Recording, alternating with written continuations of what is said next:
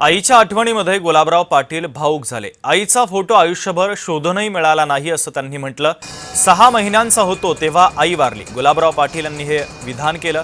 पाडव्याच्या दिवशी चटणी भाकरी खाल्ली असं पाटलांनी म्हटलं। तर गुलाबराव पाटील हे आता आईच्या आठवणीमध्ये भावुक झालेले आहेत।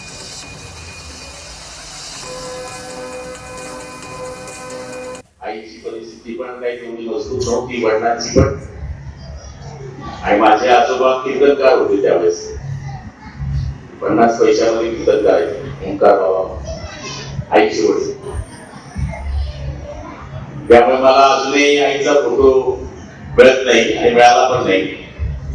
पण आईच्या वयाच्या ज्या बाया गल्लीत राहतात ते सांगतात की तुझी आई अशी होती, तुझी आई अशी होती।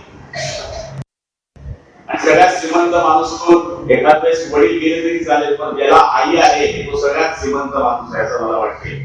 ती भुकेला राहील पण आपल्या मुलाला पहिलं तरी खाऊ घालेल, नंतर खाईल, अशी आपली आई आहे। त्यामुळे मी नेहमी बच्चू कंपनीला हेच सांगत असतो की बेटा तुम्ही पहिले आई बाबा म्हणा, मग साईबाबा म्हणा। पहिले आई बाबा म्हटल्याशिवाय तुम्हाला साईबाबाच प्राप्त होऊ शकत नाही।